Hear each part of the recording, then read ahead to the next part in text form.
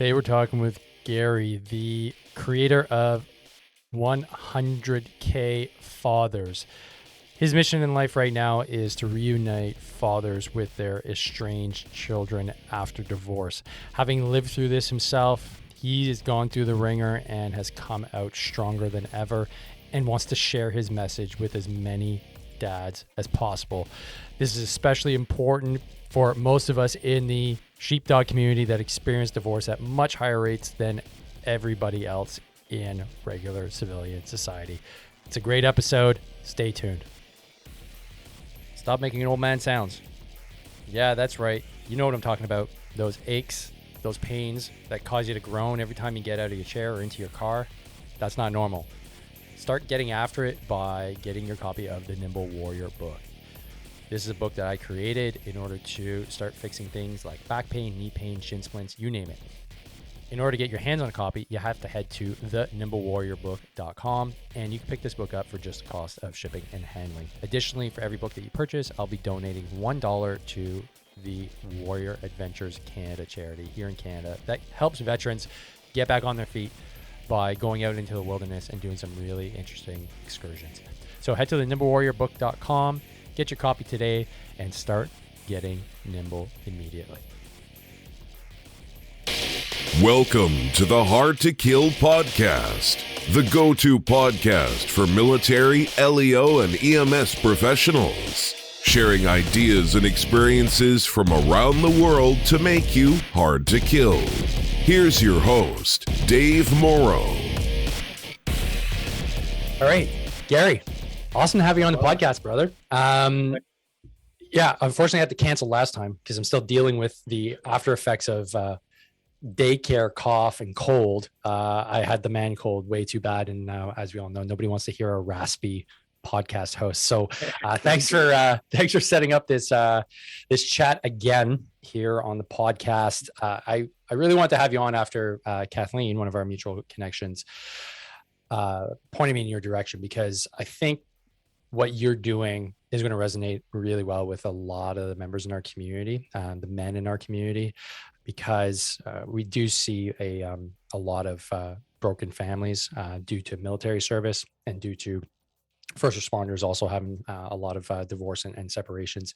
And I think your organization is the first that I've ever come across that's doing what you're doing. So Garry, welcome. And why don't you give the individuals that are listening just a brief background and what your organization, 100,000 Fathers, is up to these days. Dave, thanks so much for having me on. That's really glad to be here. So 100K Fathers, it's this organization that helps fathers rebuild their lives after losing contact with their kids. And, you know, fathers can lose contact with their kids for a number of reasons. It could most often through divorce, but it could be a sequence of life events that take place. I mean, I imagine your military audience, the deployments, just external situations that are beyond the father's control. And then parental alienation, which is, you know, just probably the most of the fathers in the community are experiencing the parental alienation. So really through this community, you know, one thing that I've really discovered even more outside of my own life of that men just generally don't speak about difficult things that are taking place to them personally. And especially if you've lost access to your kids for a couple of months or a year or two, the tendency is to not speak about that, because how do you even answer the question where your son and daughter are? How are they? You haven't seen them for a year or two or five. How do you even answer that question? And then in the minds of the people that are asking you, they're like, well, what is the reason why you don't get to see your kids? There must have been something that you've done wrong. And it's purely because of a misunderstanding of parental alienation and the sequence of life events that can actually take place. So really, when fathers come to 100K Fathers, it's this community of fathers that have all lost contact with their kids for a range of different reasons. And we're here to support them through this community through group calls that take place every week.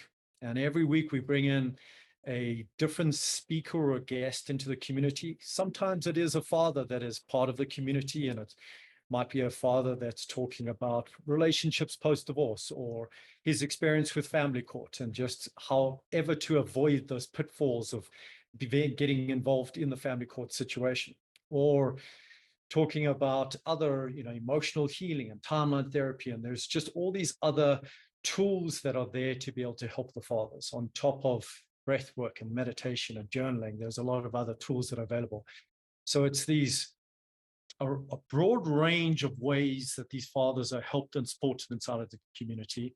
And just there's also a mentorship program that I'm launching in 1st of January, where fathers that have been already part of the program can support the fathers just as another point of contact outside of the main community that exists in the group calls, where these are fathers who wanted to give back, to be able to carry on supporting the other fathers, to share their wisdom of their life and just be there for that other father. Because it's when you go through this, like I was saying, you don't speak about it. So you become very alienated from or separated from a lot of your friends who don't understand it, even your own family members. So just through this incredible community and also hearing stories of fathers that have reunited through this community and the path that they've gone that isn't going through courts. So everything about 100K fathers isn't about going through the courts and fighting in that sort of way. I kind of look at the court system can be very much like bringing gasoline to put out a fire. Because what happens is if there is a mother and a father of the kids that they're separated for whatever reasons, and they've got this child together, and there then becomes this difficulty of who those children are going to be staying with. And as soon as the courts start getting involved in this, what ends up happening is that there is some fear that starts getting into the one parent's mind who's got the kids most of the time, that they're going to lose those kids. So for instance, it's the mother. And the story that gets told to the kids is not dad is going to court because he's fighting for you because he wants to see you. He's like, dad is going to take me away from you. And that just creates even greater rift between the father and the kids. And what ends up happening is that court doesn't just take to make any sort of ruling. But you imagine a year, 2, 3 years of this taking place on how, even if the father were to get custody 50-50 or a 60-40% split through the events that have taken place of the court, the kids don't want to see that father because they're just seeing this father as being the cause for all this pain and suffering that the mother is going through. And they become very protective of that mother. So it has exactly the opposite effect. On paper, the father wins in court, but there's nothing that's going to be able to force those kids. So what happens is that father starts spiraling. He spent 3 years in the hopes of like, okay, next month when this court takes place, everything is solved. And then when that doesn't happen, plus he spent $50,000, $100,000, $1 million on court fees, his whole life just slowly starts spiraling down and his sleep starts getting affected and so many other areas of his life. But we can go into that in a bit in terms of how their lives are affected. Yeah, like we had a conversation before, right? The other week on just the effects that and the toll that this can have on a dad, and we touched on identity and having what you just said there about going to court and maybe winning. That's like winning the battle but losing the war. At the end of the day, the goal is to have a relationship with your kids, and now you've technically won in court, but you're still not able to make that bond with your children. I can imagine that's just devastating. So Garry, this is an interesting organization. Like this must have come from somewhere. So how did you get the inspiration to start something like this for men? It's from the fire that ripped through my own life, where when my sons were 9 and 12 years old, I lost contact with them through a whole sequence of events that took place, through not having the tools to be able to cope with what was unfolding, not having the language to be able to describe it to my kids and even to my ex-wife. And my life just collapsed. The first year of not seeing my kids, my life just spiraled down. I ended up in hospital. Businesses that were running just started failing. So financially was affected. couldn't focus on anything, just sleep being affected. It's just this downward spiral that I went through. And about 7 or 8 months into me not seeing my kids, and there was a Friday afternoon that I was meeting up with my mentor. And I said to him, I just don't understand why my kids are so angry over this, why they don't want to see me. And, they're supposed to come around for the weekend. And he says, Garry, what is the gift in this situation? I'm like, what do you mean, what is the gift? How on earth can this be a gift? I'm not seeing my kids. And then I realized, well, what am I going to do with that time on those 3 days that I normally see them? Just wrestling with them, taking them bike rides and cooking for them, preparing whatever it is, looking after them. What would I do with that time instead of spiraling down? And so the first thing that I did was a couple of things, was just removing the toxins out of my life. Just any alcohol, any sugars, any preservatives, started running, just started cleaning my life up.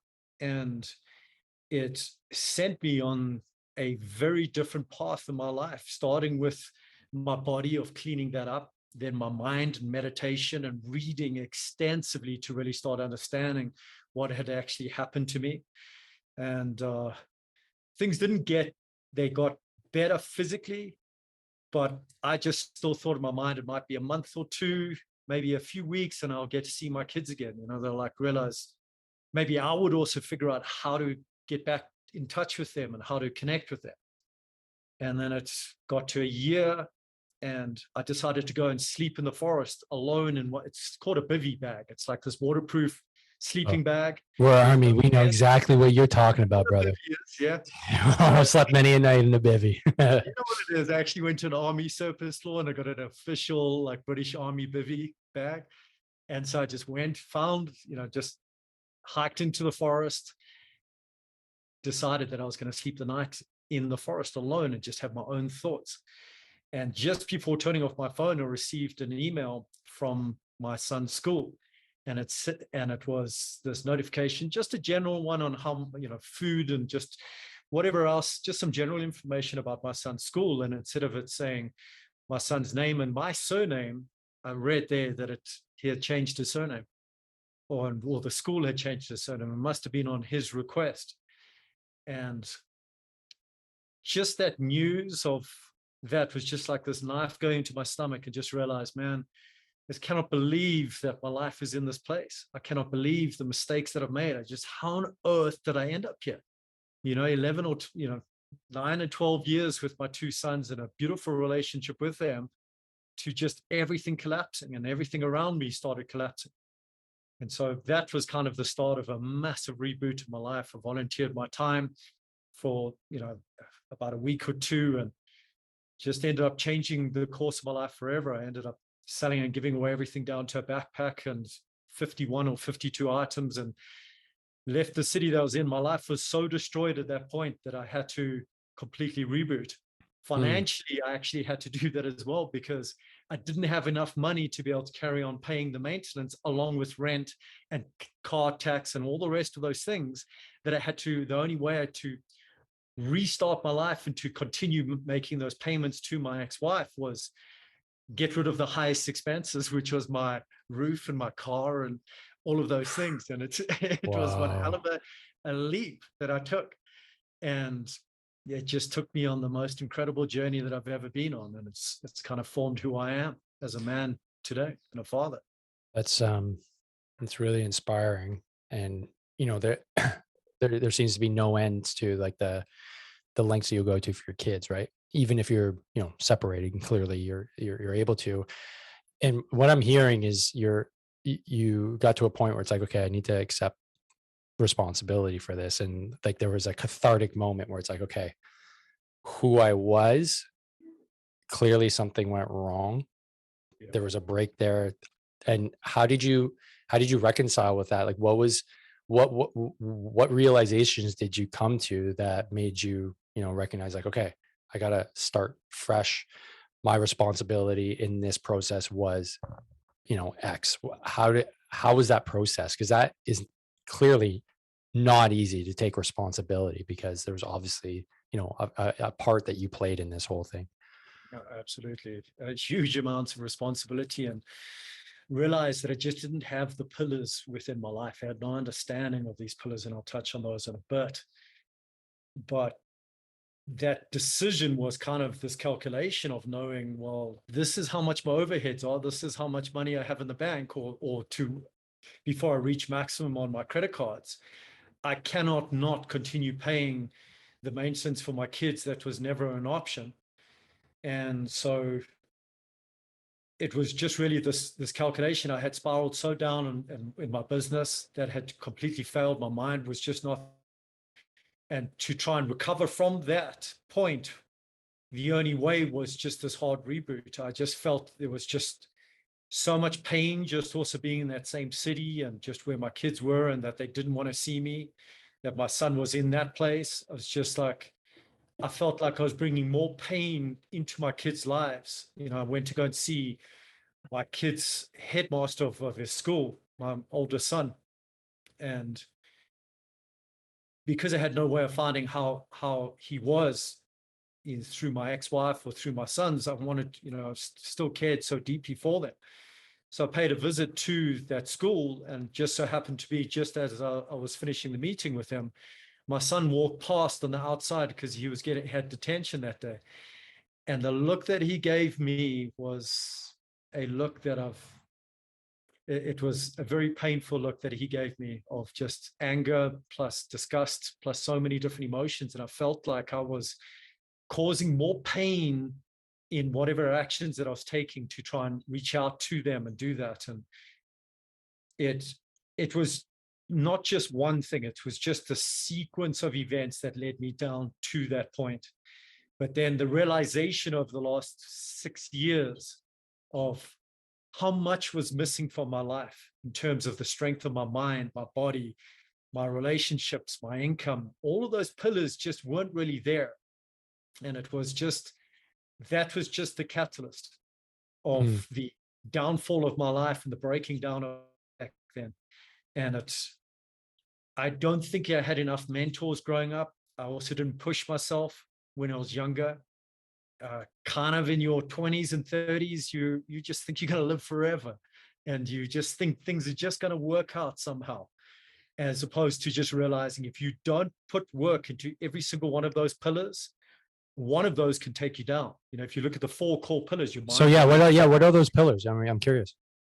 Well, there's 6 that we work on within the community, but the 4 are the most critical, and any one of those 4 can take your life down and result in a downward spiral in your life. So your mind, your body, relationships, and income are the 4 core pillars. You've then got adventure and story, and that's what are you going to do with your life, and what stories you're going to share with your kids. What man are you going to become? What kind of father you're going to become that's going to be guiding the kids when you do reunite with them. And then for many fathers, spiritual is a very important pillar. So looking at those 4 pillars, your mind, body, relationships, income, you can have the most amazing income, $1 million in the bank, 10 million. You can have great relationship. Your mind is super strong, but if any parts of your body fail, that's it. It's over. Like it can go down.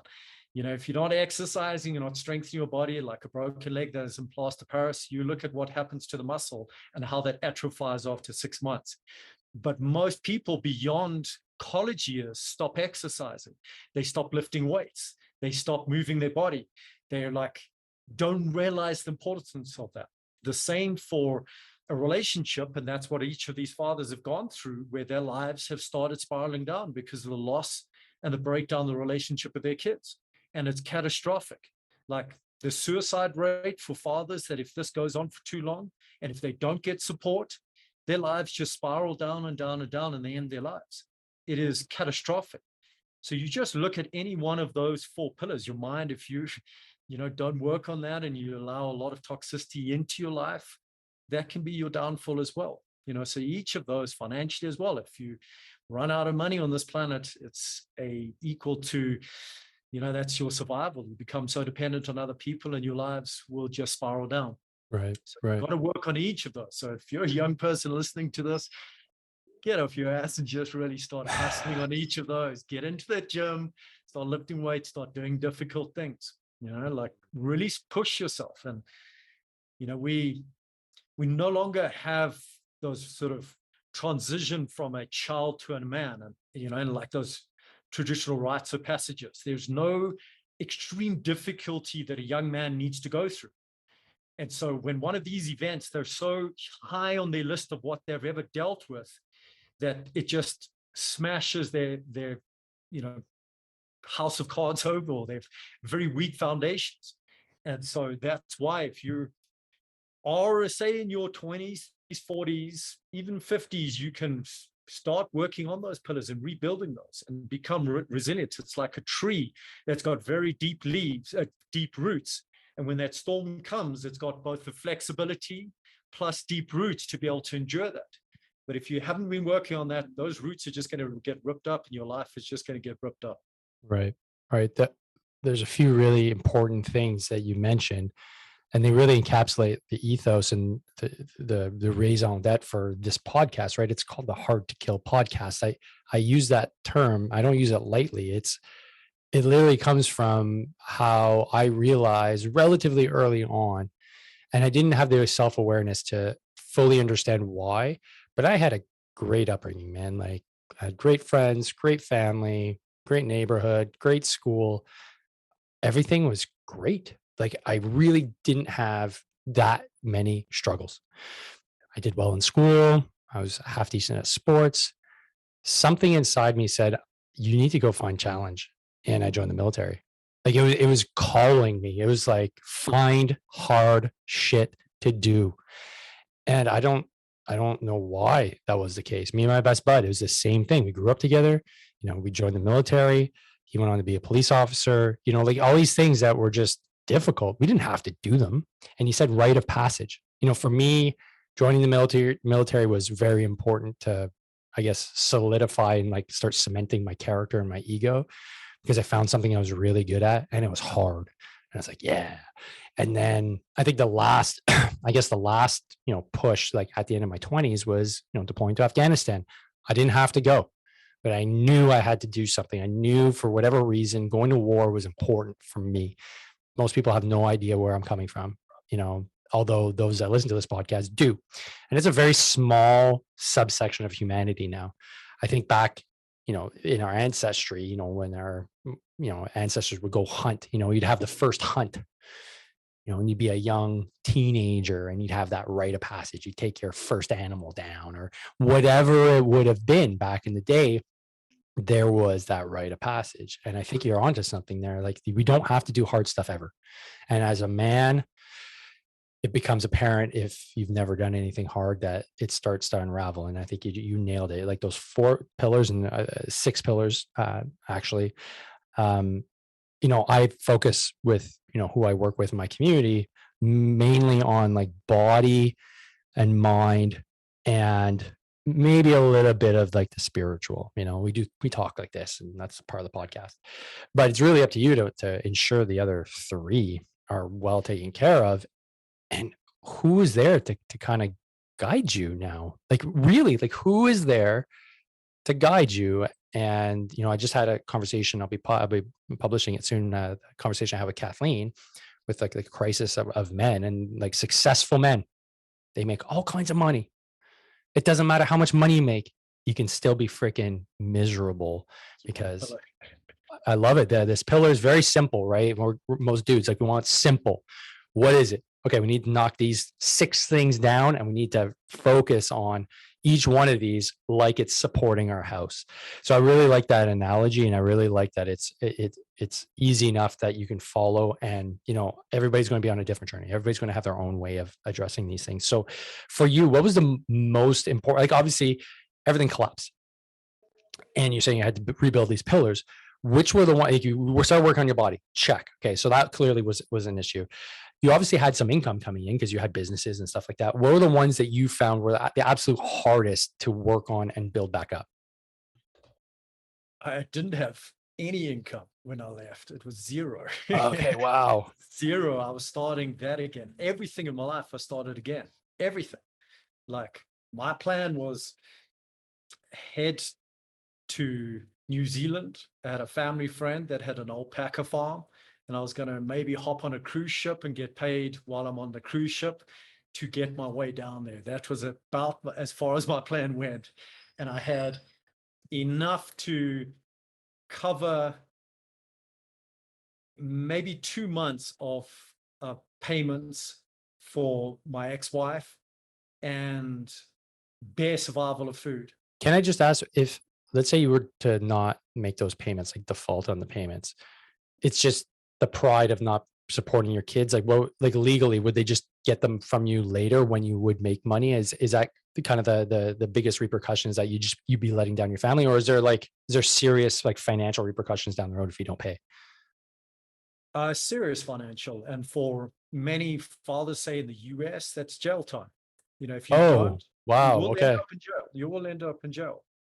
So if you don't make those payments, there's massive repercussions. But for me, it was, my ex-wife was very dependent on those as part of supporting and covering the expenses of the house. They would have had to have moved out of that house, and that pain, I just would never have wanted to put that on to my ex-wife or my sons. Right. So so financially, no, it's like things just started working out. It was just incredible. Like as I was dropping the final amount of clothes at a Red Cross, I got the second call from this organization. It was about 2 weeks before that. I had a friend had connected me to this organization that was doing this event called Ride Across Britain. And it was the cycling event of 800 cyclists cycling, I think about 900 miles from the far south of the UK to Scotland. And I was offered the opportunity of running one of the base camps. And the income from that would have been entire months of expenses. And then as I was dropping the money, my final clothes off at the Red Cross, she called me into the race director and said, would you be able to run the Scotland one, the final leg? And that was another month of income. I'm like, this is absolutely incredible. It's completely let go, free falling. And I suddenly had like 4 months suddenly of runway, and so many other events took place from there. So the income was a constant thing that I've worked on. I didn't have, like, there was so little safety net there and no form of income coming in. My mind was the most important out of all of those. So the meditation, 2 very good mentors that were just there for me, holding that space, not trying to save me. They had money, and at a house, and that I could have crashed at, but they just didn't save me, which I'm so grateful for them not doing that. So mind, absolutely vital. And then the relationships, as I started rebuilding my life, was just these people that came into my life that I just really nurtured and grew those friendships that are so many of those are in my life today. These are my brothers, my tribe that have formed, that I've friends that I've met, like in Colombia and Argentina and Mexico and all around the world. And we've now met up in multiple countries now, and just have this incredible bond and connection, supporting each other. So it's each of those pillars I've been working on, and constantly. The body has never stopped. The mind, keep on with the meditation and breath work and journaling. Income, I'm always, that's changed over the last sort of 6.5 years since that giant reboot of my life. And yeah, it's just this realization that you cannot stop. There is no safety net for many men. There is no safety. There was no option for me to go back to my parents' house in South Africa and just crash on the couch and lick my wounds for 6 months. There was never an option of that. And I never wanted to become a burden on anybody either. Like, I realized there was only so long you could stay at a friend's house before you start becoming a burden on them and their relationship, if it's a husband and wife. And I never wanted to be a burden. Yeah, but it's what my my family's expression is, house guests are like fish. After 3 days, they start to stink. Exactly. Yeah. So let me ask you then, like how is your relationship with your sons? Right, you got 2 boys. How's that changed over the last 6 years since you started working on yourself and on your pillars? Yeah. So it took 3 years to reunite with them. After about 2.5 years, I ended up going to meet up with my ex-wife, and it felt like I was going into a gladiator arena because the same town she lived in, there was 60 family members that lived there. And so you build up all of these stories in your mind that they're going to be waiting for you with pitchforks, Yeah, like, right. where is this guy? Like, they never heard my side of the story and what exactly happened in the sequence of events. Although I take huge responsibility in what unfolded there. Yeah, the 3 years, so it's 2.5 years, but my sons weren't ready to meet up with me then. And then another 6 months later, my older son actually reached out to me, and he actually messaged me, said, "Dad, I've always wanted to become a professional motocross racer.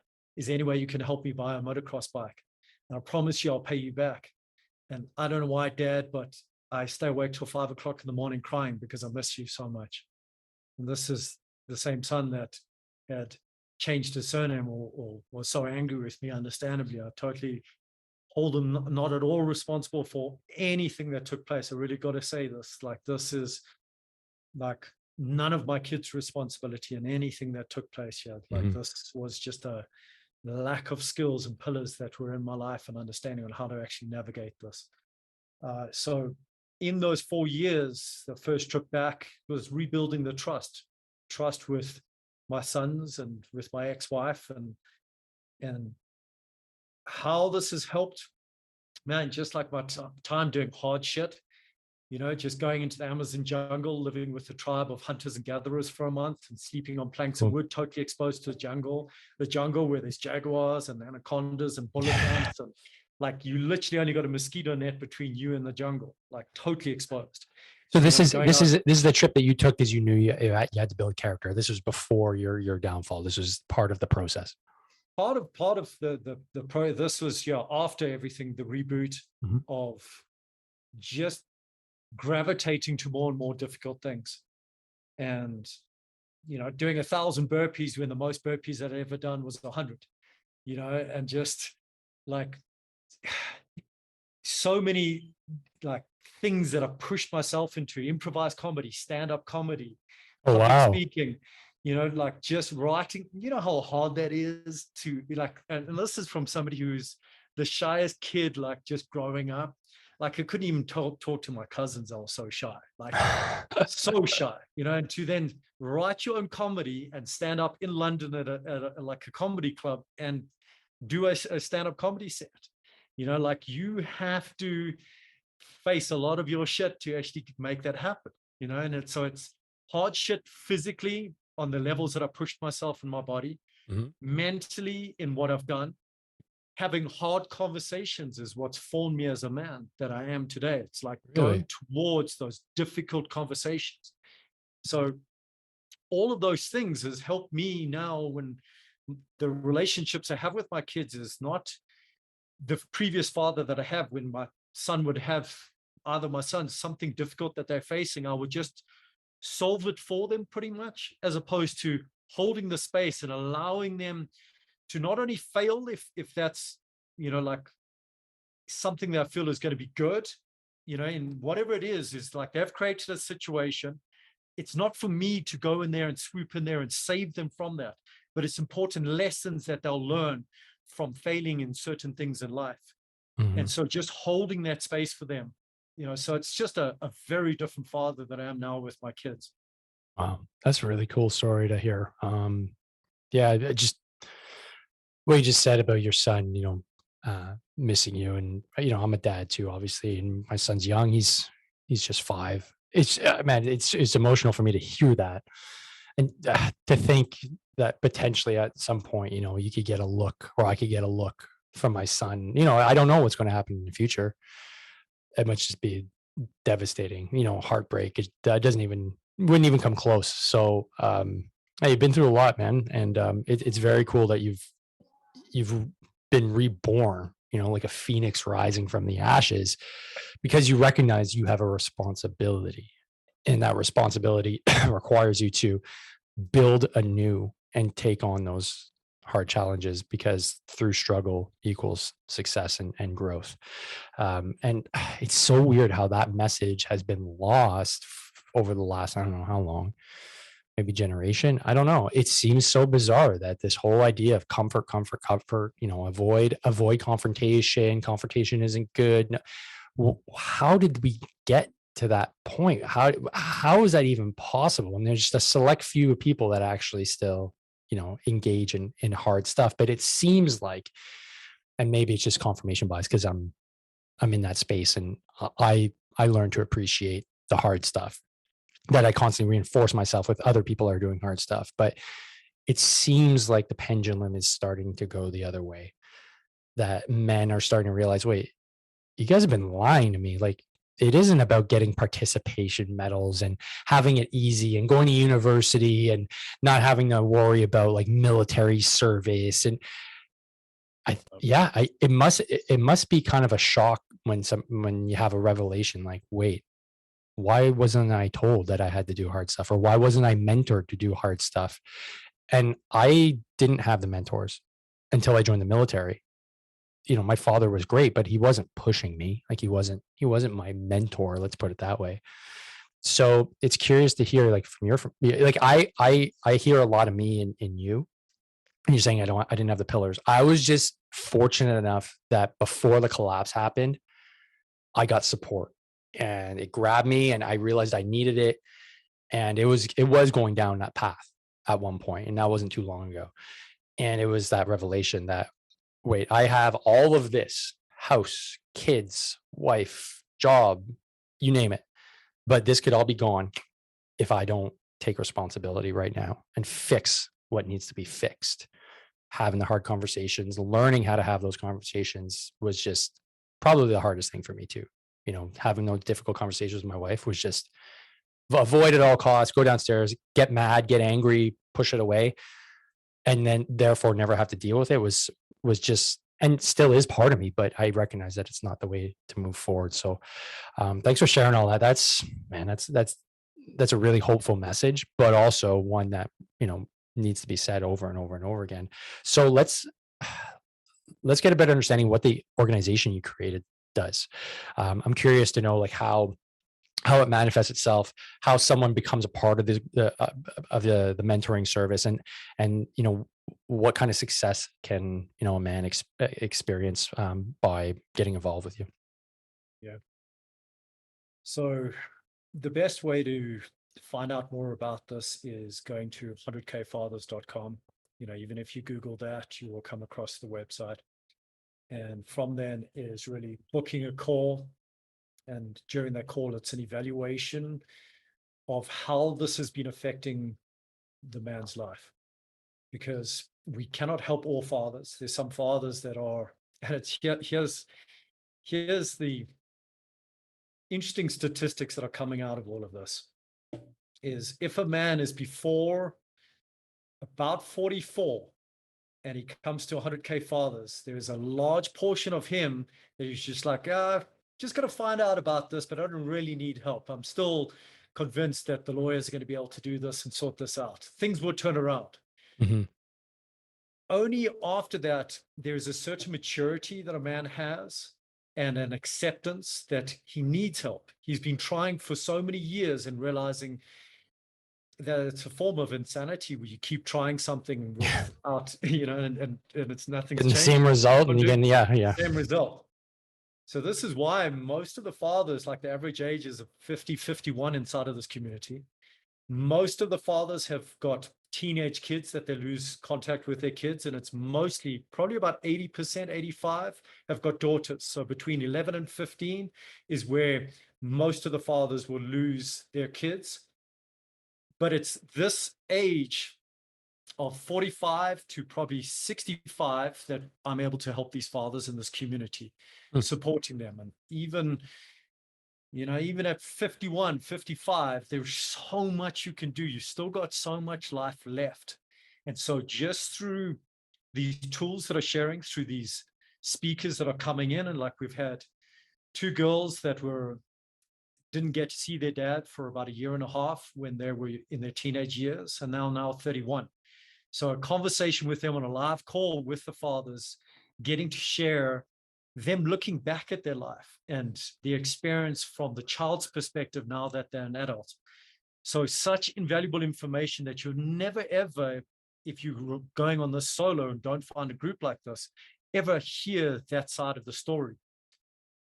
So it's through those stories, and stories is what connects humans. And through stories and hearing stories of another man going through a different path, out that other side gives you the belief that it's possible.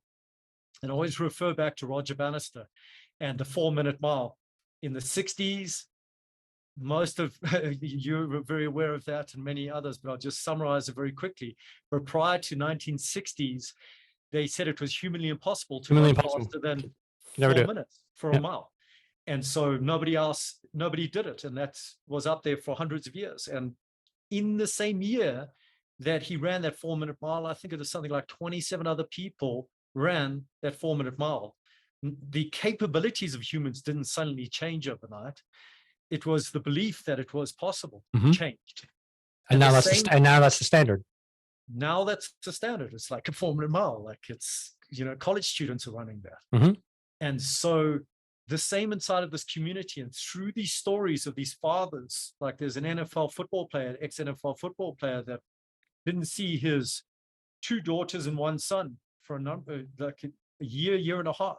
And his life was just slowly spiraling down. And I think at about 7 months after joining this community and understanding these tools, he was having a lot of hard conversations.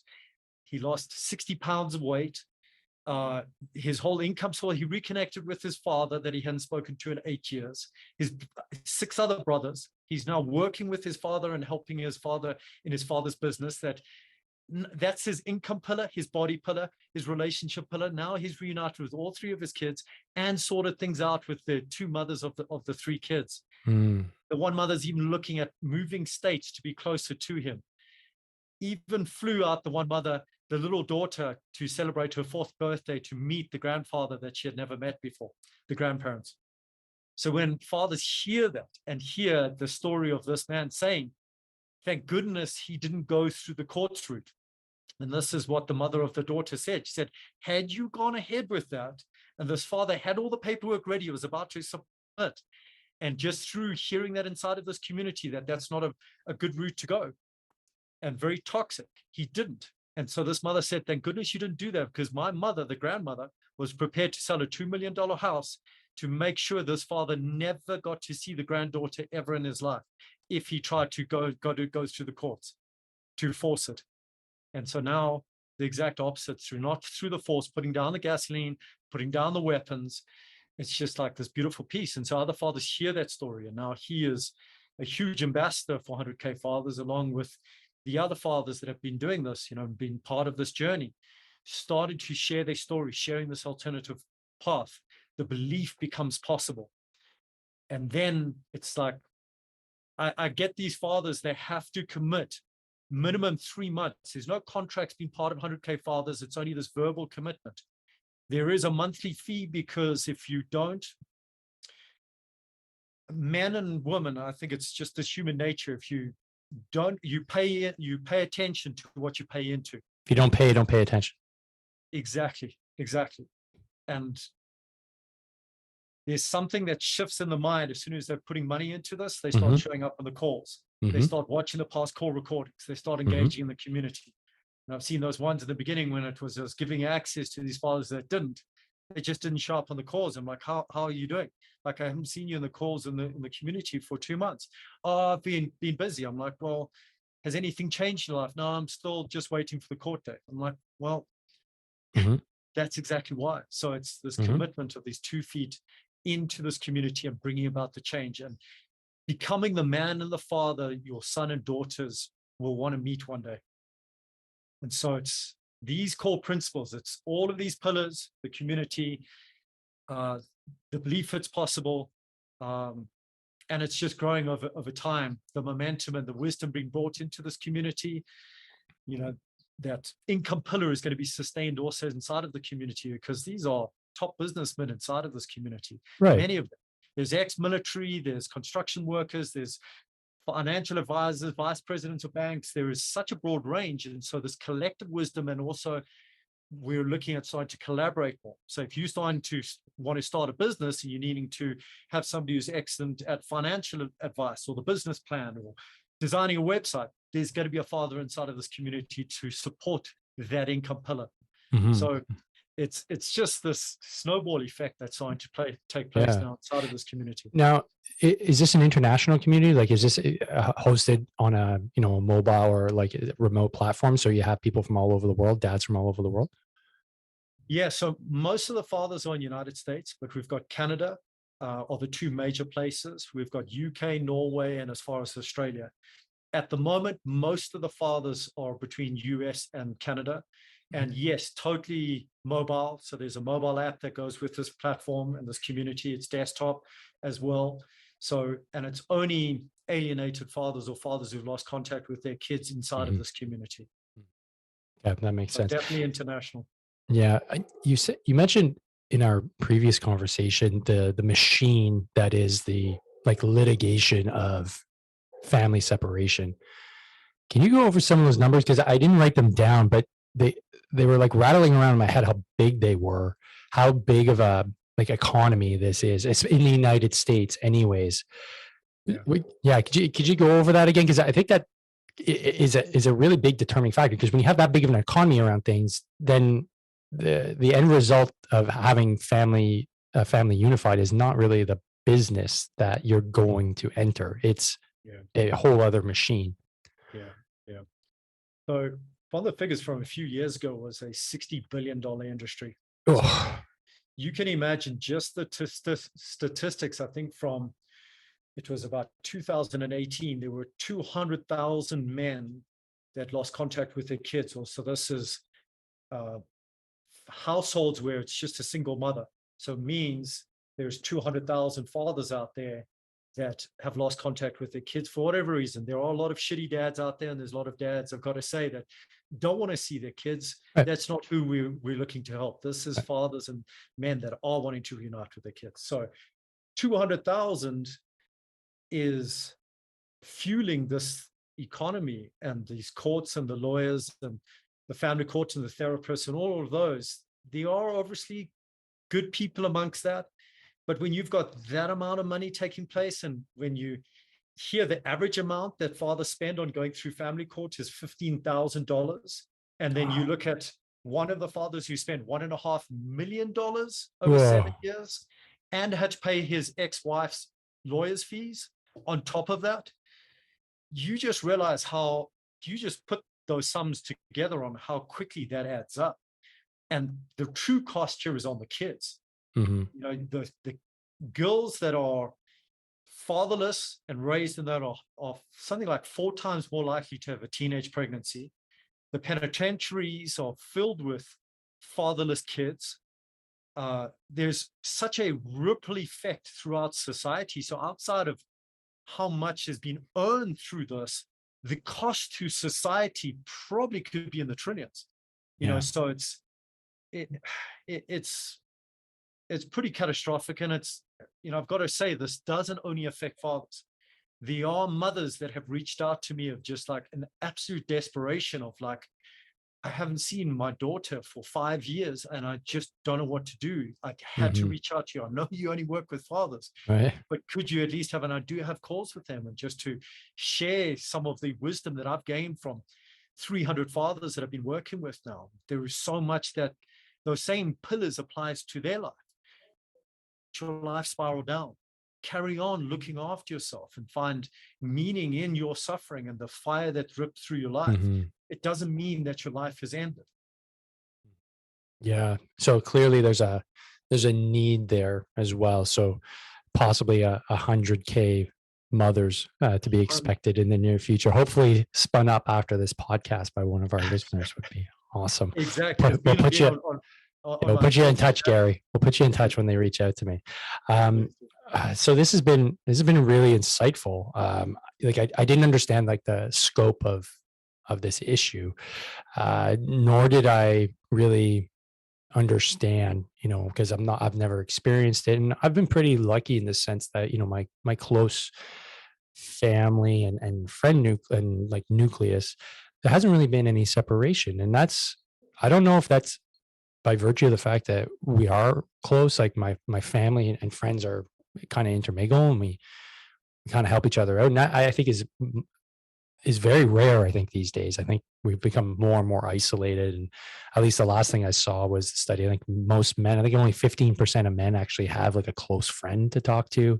Like that's a whole other kettle of fish, right? I can only imagine you lose your family, lose your kids, you lose your wife, you lose your house. And on top of that, you don't have friends. Like you said that you had a buddy that was able to help you out with the ride. And they're like, hey, there's this thing coming up. And like clearly you had a friend network, or at least one friend. Maybe that's the only friend you had. I don't know. You're a very nice guy. You probably had a bunch of friends. But if you don't have that, do you come across men that are not only in the same situation you were, but on top of that, they don't even have a network? Like they're just completely like that. For me, that would be like, I'd be totally fucked. Like Yeah. I have a very good friend network. I know I can rely on them. And they've said a million times, like, Dave, reach out whenever, and we do. I'm lucky. Is that something that is somewhat prevalent, or do you see more of it these days? Definitely so common, because what happens is that many of these fathers just focus so much on their family and their work, those two pillars, the income and relationship, Right. and they dedicate their lives to that. And so they haven't built those other parts of their life. So when the relationship, whether it's the marriage collapses or the mother of the kids and the father collapses, so that pillar goes down, then obviously the separation from the kids and the impact on that. Then quite often, especially as this father starts fighting more to try and see his kids, what starts happening is false accusations can start coming through and rippling through the community. So the father often loses any friends that were part of the couple, so he gets separated from them, and then also can become alienated from his community.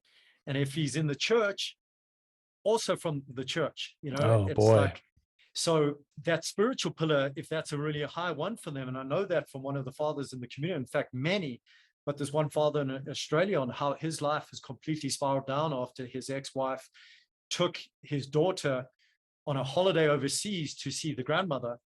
And they had said, I just want to extend the trip for 6 months. The daughter turned 16 and all contact had been shut off. And he kind of felt some rumblings of taking place of the relationship, and some counseling that started taking place. But at 16, suddenly under the Hague Convention, nothing could be done about the international kidnapping that took place there. And so his life completely collapsed, of being this real prominent man in society, in the church, business owner, body, and his life just spiraled down and down and down and down and down. And he is like, it was maybe 9-10 months of that extreme downward spiral of resorting to alcohol and smoking, and had lost his business, his place in society, that he was so broken by the time he came to the community. He was like, man, Garry, I so wish that this was there in the beginning. Mm-hmm. I would have not stopped, my work, my income. I would have got to an MMA gym and got myself ripped and jacked, and that as an outlet. I would have carried on eating healthy. I would never have resorted to drinking alcohol to, suppress this pain I was going through and to help with the sleep. I would have understood the impact that would have had on my life. So, yeah, it's an extremely slippery slope. When those pillars start collapsing, your identity as a father goes, as a husband goes, your place in the community. Quite often, if it's 2 or more of those pillars go down, it's sometimes cannot be recovered if you don't have the support of this community. Right. Yeah. There's so many, there's so many things that we're able to touch on here, and the loss of identity is a very, very big theme here in the veteran space. One that I had to deal with, one that I've had other podcasts with other guests with, and just recognizing that when you change, you have a massive change, especially, us men, we identify with, your family. I'm a dad. I'm a, whatever position you have, I'm a soldier. These are things that we create our entire identity around.